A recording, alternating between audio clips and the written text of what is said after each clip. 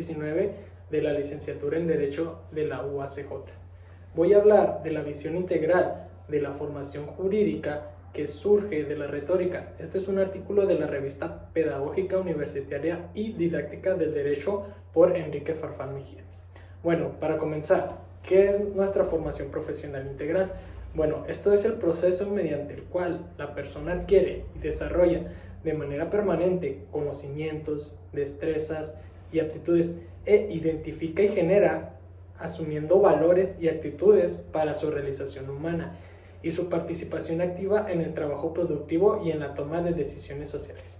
Pero, sin embargo, la naturaleza característica y desarrollo de estas dimensiones de la formación profesional no son claramente explicadas y esto redunda en una formación profesional fragmentada. Por ejemplo, lo que es en el ámbito jurídico, en la vida de los abogados, en los juicios orales, al ya que expresarse dentro de este mismo porque no se ha llevado a cabo esta formación integral en nuestras universidades de la manera correcta para el desenvolvimiento profesional. Para poder encontrar una formación integral óptima a nivel de las universidades que se extiende al cuerpo, al llamado lenguaje corporal, para el ejercicio de un profesionista, de lo cual está presente en los actos de un abogado litigante, en, por ejemplo, los juicios orales. Sin embargo, la realidad que viven en las aulas nosotros los universitarios de este aspecto es que siguen desatendiéndolo y no le dan la debida importancia a él. En nuestra formación académica, a pesar del recalco de su gran importancia y presencia en el ejercicio profesional acerca del lenguaje profesional, un punto a destacar muy importante que es transportador de conocimientos, de valores y aptitudes, y esto nos lleva a que las personas se integren a una cultura, esa cultura a la que llamaremos gremio, que viene siendo el lenguaje profesional que se va adquiriendo y nos va llenando de un lenguaje de conocimientos, que usamos en nuestra práctica formativa y profesional para poder comunicarnos entre nosotros y entre nuestros clientes. Un ejemplo claro de esto que les estoy mencionando son los abogados, que tienen un lenguaje jurídico entre ellos. Por lo que se dice en el derecho, es una ciencia o un arte, y al tener un cliente se tiene que adaptar y se tiene que reducir o cambiar un poquito su lenguaje, porque no es lo mismo el lenguaje que llevaría con sus compañeros al que llevaría con su cliente. ¿Por qué? Porque él no va a entender ciertos términos jurídicos, él no va a entender las palabras jurídicas con lo que se le explicará el caso y el lenguaje. Predomina en los juzgados, y no se podría hablar así dentro de ellos. Entonces, se tiene que hacer una pequeña adaptación. Entonces, por lo tanto, la formación profesional sería paulatina.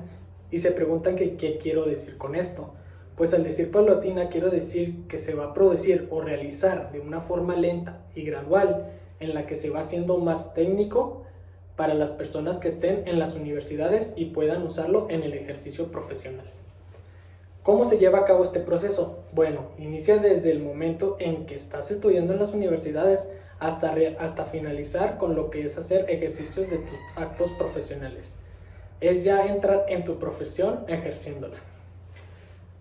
La formación profesional desde la pragmática del lenguaje conlleva un largo proceso para propiciar situaciones que tienen que ver con la cultura gremial a través del lenguaje.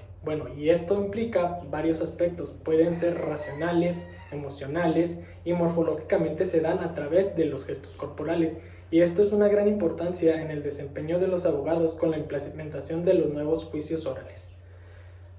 ¿Dónde sigue siendo estos grandes problemas para el óptimo desempeño en el litigio y sea una de las razones para los malos resultados que tenemos hoy en día? Puede ser precisamente en la carencia de propuestas didácticas que llevamos, por ejemplo, en las aulas, estas ideas y pueden permitir desarrollar formas de enseñanza alternativas para que en base a una buena argumentación jurídica se pueda persuadir de forma lógica y formal. Se ven de mejor manera ciertos aspectos que son, por ejemplo, formales, lógicos y éticos dentro de lo que son los juicios orales en los juzgados. Por otro lado, la retórica como pedagogía del lenguaje, para poder comprender esto, que les voy a explicar a continuación, primeramente necesitamos saber qué es la retórica. Bueno, la retórica es una disciplina que proporciona herramientas y técnicas para expresarse de la mejor manera posible, de modo que tanto el lenguaje como el discurso sean suficientemente eficaz para poder deleitar, o persuadir o conmover al auditorio que te estás expresando. También estudia las propiedades y formas del discurso. El filósofo Sócrates planteaba que el lenguaje era como un acto de ahí fue donde surgió el acto retórico. ¿Qué es eso? Se preguntará. Bueno, el acto retórico supone la expresión de discurso que tiene el fin de persuadir o motivar a la acción al que se escucha. Quiere decir que nosotros, al redactar un discurso e interpretarlo, tiene que dar fundamento y motivo para así poder convencer al tribunal o al juzgado. Desde la antigüedad, otro filósofo, Sócrates y Platón, muy conocidos, no creían en la retórica, y lo que fue Petrus Romus trató de terminarla aún más, destruir aún más diciendo que era una palabra vacía y pura de declamación. Posteriormente, en la Edad Moderna, por lo contrario, fue Chaim Perelman y Alfonso Reyes destacó que era de suma importancia retomar de nuevo la retórica, debido a la demanda social de una justicia oral que desafía los modelos formativos en nuestras universidades y de la formación continua de los abogados, exigiendo una preparación profesional continua de los profesionistas, ya que tiene una mayor importancia en el desempeño profesional en los juicios orales. Otros autores de la antigua época, como Cicerón y Quintiliano, son algunos retores que ayudaron a aportar aún más a la retórica con sus referencias para que un abogado pueda tener bastantes ejemplos y que los puedan relacionar la retórica con el ejercicio del derecho.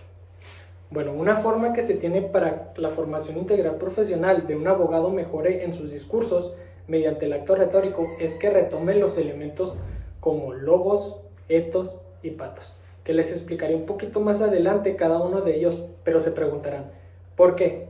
Porque es de gran importancia el conocimiento de estos para así poder ofrecer un discurso en base a buenos argumentos, a lo que es el juez y tener una gran preparación. Bueno, ¿qué es logos? Logos es lógica, la parte razonada de la exposición, los argumentos lógicos apoyados en evidencias sólidas, apelando a la razón y a la inteligencia. Pueden ser, por ejemplo, la información, las estadísticas, fechas importantes y todo tipo de razonamiento. Por otra parte, tenemos etos, que es la credibilidad personal, la fe, que la gente tiene en nuestra integridad y competencia. Es la confianza que nosotros inspiramos a su relación con la audiencia. Y luego sigue patos, son de orden puramente efectivo y ligados fundamentalmente en el receptor del discurso. Cuando logos no es suficiente, puede ser utilizado patos para poder persuadir, como por ejemplo, en numerosas veces sucede que en los juicios, como cuando el hijo de una mamá que asalta a una persona y no es en fragancia. ¿Y qué quiere decir fragancia? O sea, que al momento no fue visto y capturado. En un juicio van los familiares, bueno, en este caso podríamos decir que la mamá, a llorar para generar compasión ante el juez, poder persuadirlo y de que de esa forma su hijo que diga que es una persona correcta, él no hace nada malo, o ya sea con una presión social de un caso, por ejemplo, con los medios de comunicación, levantando protestas para que de forma emocional las personas piensen que, por ejemplo, es un buen chico, y sea la presión social la que haga que resuelva juez a favor de esta familia que llega por el lado del elemento patos en esta ocasión que les explico. Como decía el escritor y filósofo cristiano Blaise Pascal, que decía, el corazón posee razones que la razón ignora. Ese es un claro ejemplo del patos, del elemento patos.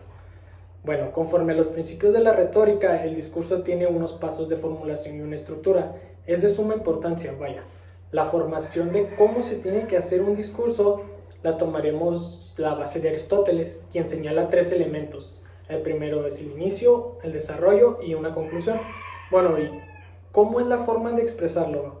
El procedimiento de composición del discurso, donde existen momentos en los que se puede implementar el discurso. Los 3 primeros son fundamentales y podríamos decir que los 2 posteriores son de índole pragmática. cuando el discurso se pronuncia.